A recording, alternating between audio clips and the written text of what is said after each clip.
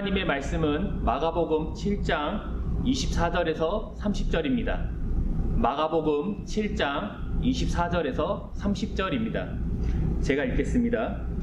예수께서 일어나사 거기를 떠나 두로 지방으로 가서 한 집에 들어가 아무도 모르게 하시려 하나 숨길 수 없더라. 이에 더러운 귀신 들린 어린 딸을 둔 한 여자가 예수의 소문을 듣고 곧 와서 그 발 아래 엎드리니 그 여자는 헬라인이요 수로보니게 족속이라. 자기 딸에게서 귀신 쫓아내 주시기를 간구하거늘 예수께서 이르시되 자녀로 먼저 배불리 먹게 할지니 자녀의 떡을 취하여 개들에게 던짐이 마땅치 아니하니라. 여자가 대답하여 이르되 주여 올소이다마는 상 아래 개들도 아이들이 먹던 부스러기를 먹나이다. 예수께서 이르시되 이 말을 하였으니 돌아가라. 귀신이 내 딸에게서 나갔느니라 하시매 여자가 집에 돌아가 본즉 아이가 침상에 누웠고 귀신이 나갔더라. 아멘. 오늘 말씀을 읽을 때 많은 분들은 우리도 수로보니게 여자 같은 절실한 믿음이 필요하다. 더욱 예수를 의지하자라고 해석할 수 있죠. 물론 이것도 굉장히 좋은 해석이지만 사실 몇 가지 의문점이 있어요. 귀신 들린 어린 딸을 가진 이방 여자가 예수님께 찾아와서 나의 딸에게서 더러운 귀신을 쫓아주실 수 있나요? 라고 물었죠. 근데 예수님은 이 이방 여자를 개라고 이렇게 하시면서 약간 거절하는 뉘앙스를 비추시거든요. 지금 예수님은 자신이 유대인을 위해 오셨다 하시고 이방인을 개라고 표현을 하고 계신 거예요. 오직 유대인을 위해 오신 것 같은 뉘앙스 때문에 본문을 읽는 많은 분들이 이것을 이제 해석하기 위해 또 설명하기 위해 많은 노력을 했었죠.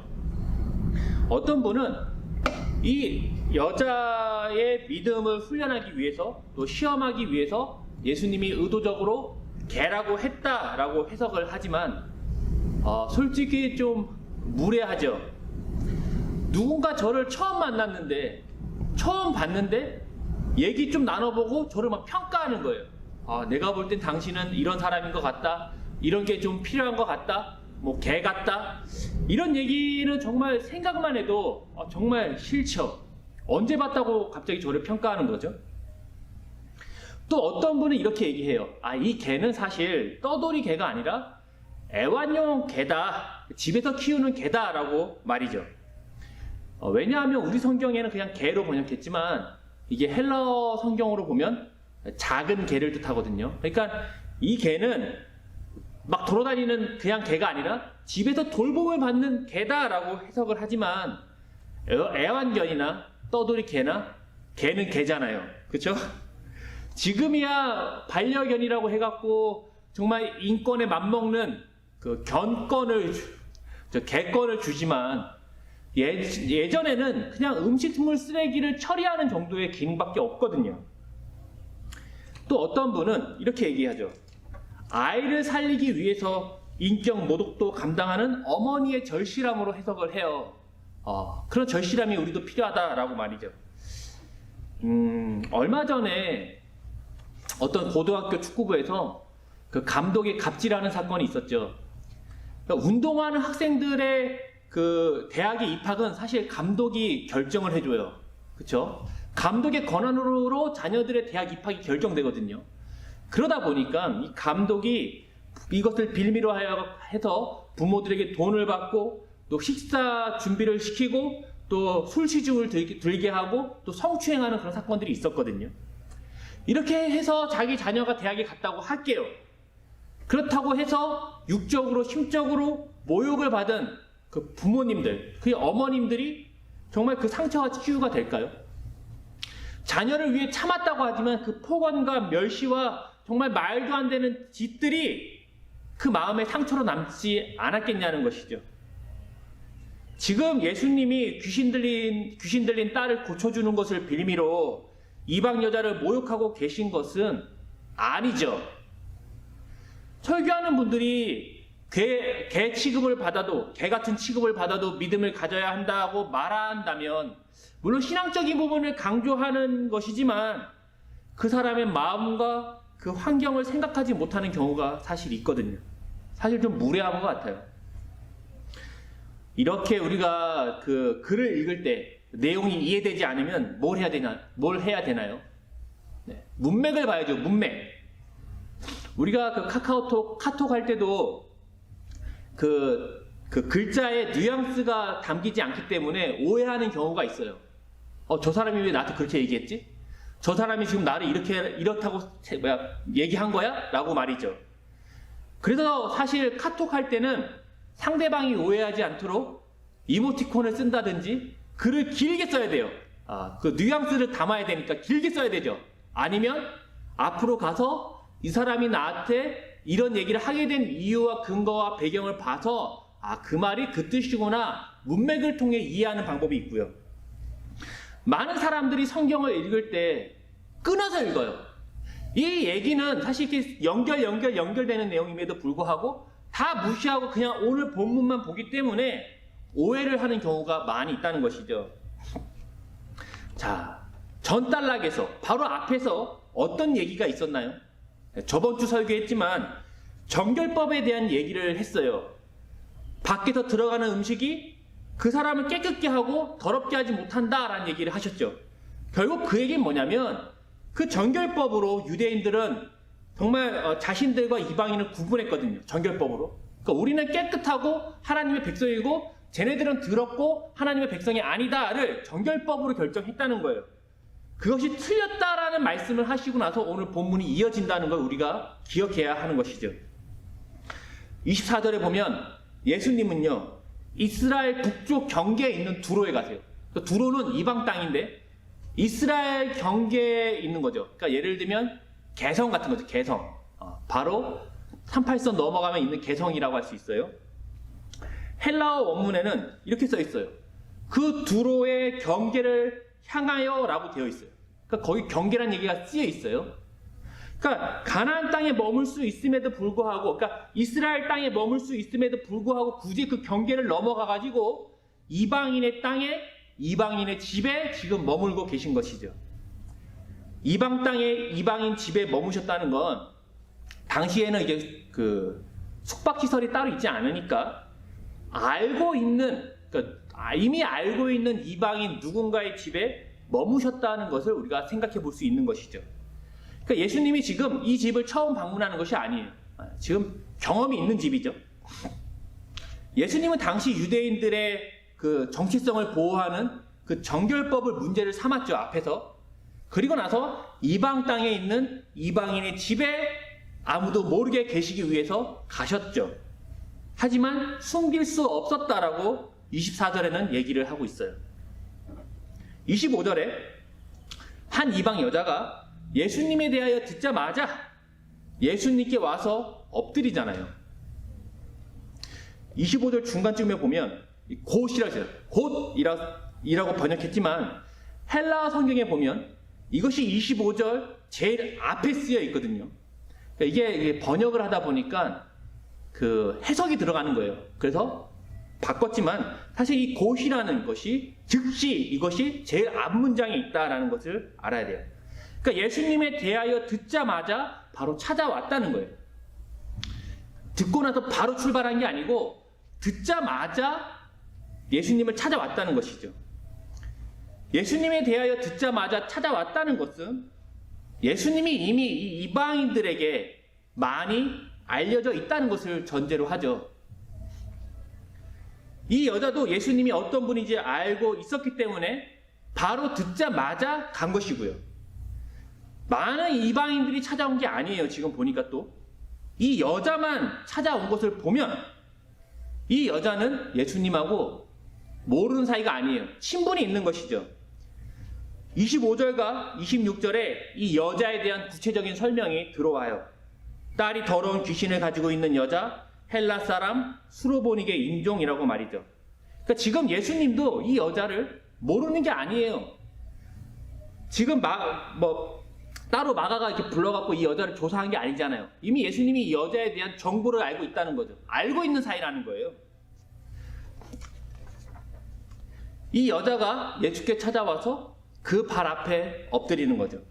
그리고 나서 이렇게 얘기합니다.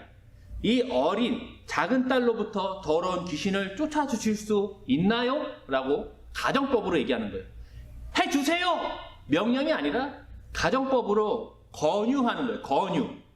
그러니까 지금 예수님 바지끄댕이를 잡고 울고 불고 살려달라고 매달리는 장면이 아니라는 것이죠. 그러니까 우리는 계속 이 본문을 볼 때마다 이 여인의 간절함을 생각하지만 사실 그렇게 간절한 장면은 아니라는 거예요. 이미 서로 누군지 알고 있어요. 다만 이 여자는 예수님이 이 두로 지역에 오실 때를 기다렸던 것이죠. 그러니까 자신이 직접 가긴 어려울 거예요. 이방인이고 또 딸이 아프니까. 그래서 예수님이 두로에 오실 때까지 좀 기다렸던 것이죠. 사람들은 예수님이 이 이방인과 이방 여자를 개라고 한 것에 대하여 굉장히 불편해하고 막 설명하려고 하지만 사실 예수님은요 이방인을 개라고 생각하지 않거든요. 그러니까 말은 그렇게 했지만 그렇게 생각을 하지 않아요. 바로 앞단락에서 보면 이 정결법을 부정하시잖아요. 이방인과 유대인을 구분하는 것을 문제를 삼으시잖아요. 그리고 굳이 이스라엘에 머물러도 되지만 그 경계를 넘어서 두로의 이방인 땅, 두로에서 이방인 집에 머무시는 거잖아요. 마가복음 7장 4절에 보면 정결법은요 사실 손만 씻는 게 아니에요. 그 식기구, 그릇, 가구까지 다 씻는 거거든요. 왜냐면 언제 부정해졌을지 모르니까. 근데 예수님이 이방인의 집에 들어가서 이방인의 식기구로 식사를 하고 이방인의 가구에서 잠을 주무시고 하셨으니까 유대인 입장에서 보면은 예수님은 부정한 사람 중에 부정한 사람이거든요. 근데 예수님이 그렇게 했다는 건 뭐죠? 신경 쓰지 관계가 없다는 거예요. 이방인과 유대인을 구분하지 않는다는 거예요. 이렇게 정결법을 문제 삼으신 예수님이 정결법을 중시하는 유대인들처럼 이방인을 개라고 생각했다는 것은 사실 앞뒤가 맞지 않는 것이죠. 그런 배경에서 우리가 27절을 볼 필요가 있어요. 27절에 너는 첫째로 그 자녀들이 배불러지는 것을 허락하라 라고 사실 이게 명령이에요. 명령으로 예수님이 얘기하죠.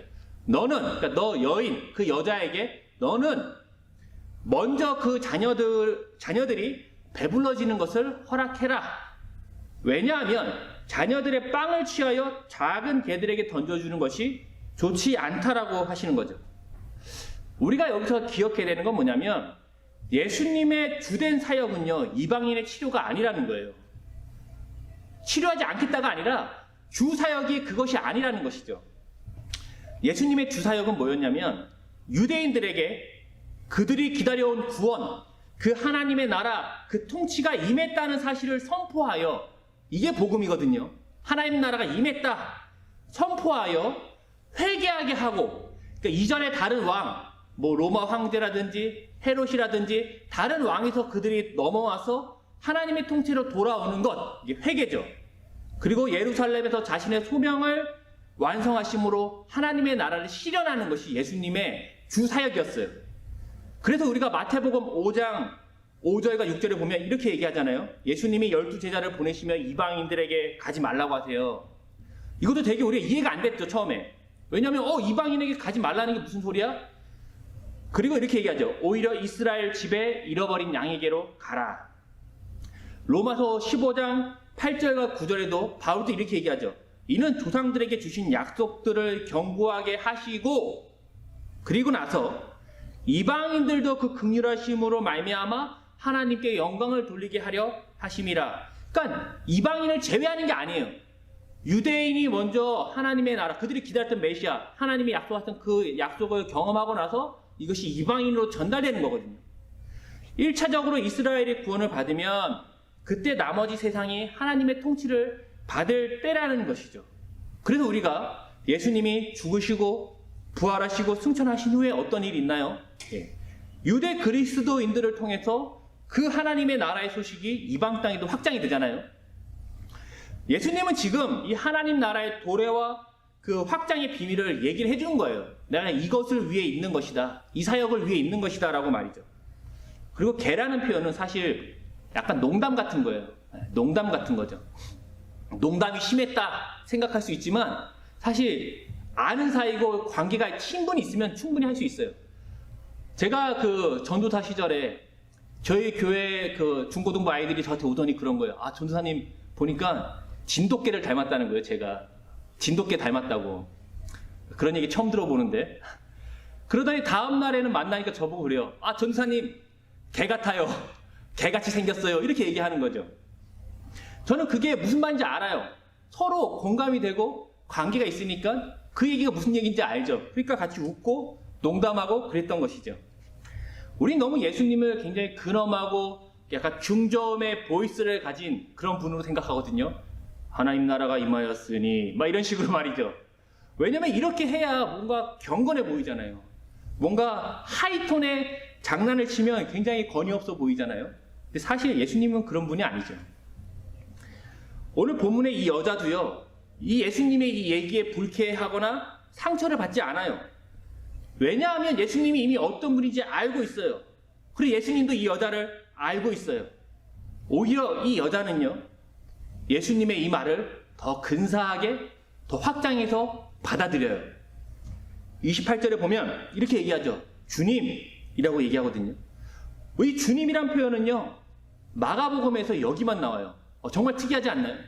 마가복음에서 주님은 여기만 나와요. 제자들은요, 여전히 예수님이 누군지 몰라요. 그래서 제자들을 표현할 때 뭐라고 표현하냐면, 그가 누구이기에 알지 못하는 거로 같은 내용들이 제자들과 동행하지만, 그리고 제자들은 예수님을 선생님이라 부르지 주님이라 부르지 않아요. 제가 찾아봤습니다. 마가복음에서 유일하게 이 이방 여자만 예수님을 주님, 주인이라고 부르고 있는 거예요. 더러운 귀신 들린 딸을 고치기 위해 처음 오는 사람에게 주인님이라고 얘기하지 않잖아요.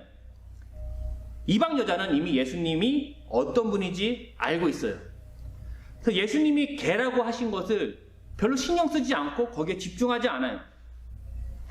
너는 첫째로 그 자녀들이 배불러지는 것을 허락하라에 집중하시죠. 그래서 28절에 보면 이렇게 얘기하죠. 상 아래 개들도 아이들이 먹던 부스러기를 먹습니다 라고 얘기해요. 여자가. 여기서 특이한 건 뭐냐면 28절에 아이는 테크나를 써요. 근데 28절에 이 여자는 테크나가 아니라 파이디온을 사용하거든요. 어떤 차이가 있냐면 테크나는 혈육관계가 아닌 그냥 아이를 테크나라고 해요. 그러니까 우리로 치면 그냥 옆집 사는 아이를 테크나라 그러지만, 파이디온은 뭐냐면 부모와 혈육관계에 있으면서 굉장히 소중하게 여기는 아이를 쓸 때 파이디온을 쓰거든요. 이거는 이제 문법적으로 말이죠. 이 여자는 예수님의 말을 받아서 더 깊게 얘기하는 거예요. 그러니까 맞습니다.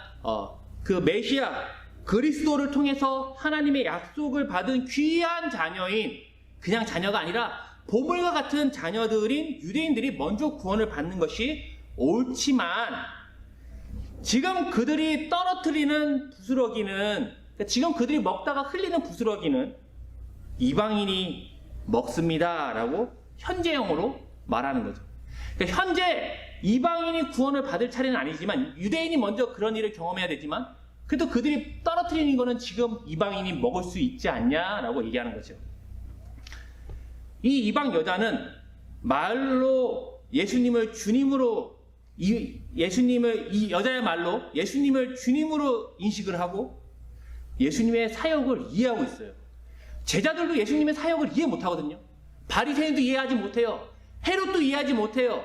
오직 이 이방 여자만이 예수님을 주님으로 부르며 예수님의 사역을 이해하고 있는 거예요. 그래서 이 개라는 농담을 받아서 적용하는 겁니다. 아마 분위기는 좋았을 것 같아요. 아마 웃기지 않았을까요? 물론 첫째로 유대인이 구원을 받고 이방인의 구원은 다음이지만, 그래도 현재 그들이 떨어뜨리는 그 조각들, 부스러기는 지금 먹을 수 있지 않습니까? 라고 얘기하는 것이죠. 때문에 29절에 보면 우리 성경에는 이 말을 하였으니 라고 번역했지만, 이 헬라어 성경에 보면 문장 제일 앞에 두 개의 수식어를 넣어서 이걸 굉장히 강조하고 있어요. 바로 이 말을 통하여 내 딸이 나음을 받았다라고 말이죠. 바로 이 말, 강조했던 여인이 했던 이 말이 무슨 말인가요? 이 여자는요, 하나님 나라의 도래와 확장이 어떻게 진행되는지 예수님의 사역을 정확히 알고 있는 거예요. 이 일을 행하시는 예수님이 어떤 분인지도 알고 있어요. 이 여자만 예수님을 주님이라고 그러잖아요. 이방인의 구원이 나중일 수 있지만, 유대인의 구원이 먼저일 수 있지만, 그들이 하나님 나라를 먼저 맞이해야 되는 것이 맞지만, 현재 떨어지는 부스러기로 이방인이 지금 하나님 나라의 백성이 되는 것이죠 라고 말이죠. 예수님이요, 이방인을 위한 떡으로 오셨죠. 이방인을 위한 빵으로 오셨어요. 유대인들이 이것을 받기도 하고 안 먹기도 하지만 먹다가 흘리거든요. 그 예수의 부스러기를 지금 이방인이 받아서 지금 하나님의 백성이 될 수 있지 않냐라고 얘기를 하는 거예요.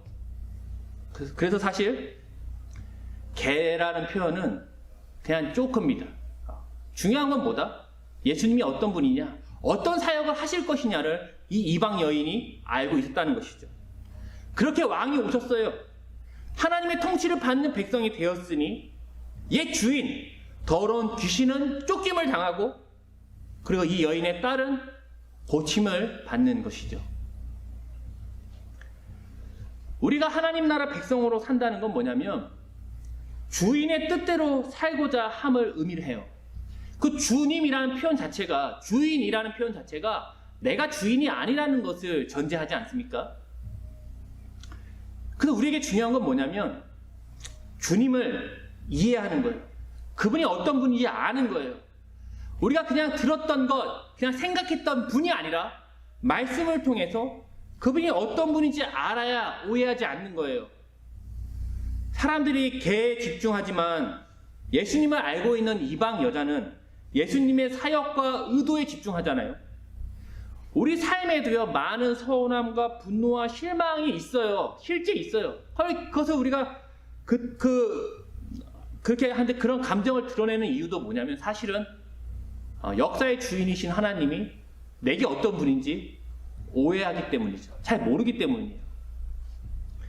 출애굽한 이스라엘 백성들이 광야에서 불만을 토하잖아요. 아니 그 출애굽할 때 그 많은 것들을 봤잖아요. 엄청난 일들을 봤음에도 불구하고 그들이 광야에서, 사막에서 불만을 표출해요. 그리고 다시 옛 주인인 파라오에게 돌아가고 싶어 하거든요. 왜 그러냐면 하나님을 잘 몰라서 그래요. 처음이니까. 우리가 말씀을 통해 윤리와 도덕, 어떤 종교적인 구호 같은 추상적인 얘기 뭐 나쁘진 않지만 주님의 어떠하심을 알고 그 마음을 더 알아야 해요. 교회를 다니고 예수를 믿고 말씀을 듣고 말씀을 읽을 때마다 정말 우리에게 있는 종교적인 신념이 강해지는 게 아니라 예수님을 더 이해하고 알고 그분의 뜻과 계획을 분별할 수 있어야 된다는 거죠. 그렇지 못하면 개라는 소리에 서운해하고 하나님이 있네 없네 뭐가 틀렸네 맞네 이런 일들을 하게 되는 것이죠. 사실 교회에는 많은 성경 프로그램이 있어요. 또 없는 교회도 많지만 만들어 달라고 요구할 수 있잖아요. 충분히 마음의 사모함이 있으면 말이죠. 하나님 나라가 임했는데 여전히 그 나라가 뭔지 몰라요. 하나님의 통치가 임했는데 여전히 그 통치하심이 뭔지 몰라요. 어린아이처럼 그냥 자신의 만족을 위해 떼를 쓰고 있지는 않나요? 어린아이들 보면 사탕 안 준 거에 대해서 굉장히 서운해하지만 어른은 서운해하지 않잖아요. 어른이 됐음에도 불구하고 사탕 안 준 걸로 서운해하면 어른이 아니죠. 개라는 표현에 주님의 의도를 잃어버리고 그저 다른 것에 집중하는 것은 아닌가요? 환경이라는 어려움 앞에서 실망으로 끝나진 않나요? 사실 주일날에 한번 나와서 말씀 듣는 것으로 끝나는 건 너무 부족해요. 말씀을 배우고 나누고 서로에게 행함으로 주님의 마음과 생각을 알아 이해하고 기도하여 이 땅에 임한 하나님 나라를 살아가야 하는 것이죠.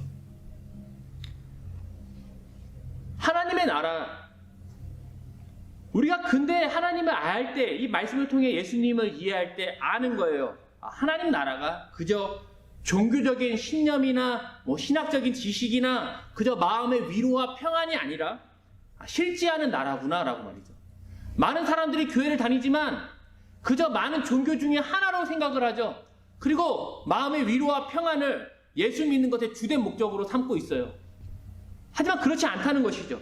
하나님 나라는 실제하는 나라예요. 지금 예수님이 하나님 나라 왕으로 우리를 통치하시는구나. 그 왕이 자기 백성을 인도하시고 통치하심에 실패하지 않는구나를 그때 가서 알게 되는 것이죠. 이 여인과 같이 예수님을 주님으로 고백하고 주인의 의도와 행하심을 어떠하심을 알아 행하는 또 그 나라를 경험하여 맛보는 저희가 되기를 축복하고 또 바랍니다. 우리 같이 기도하겠습니다.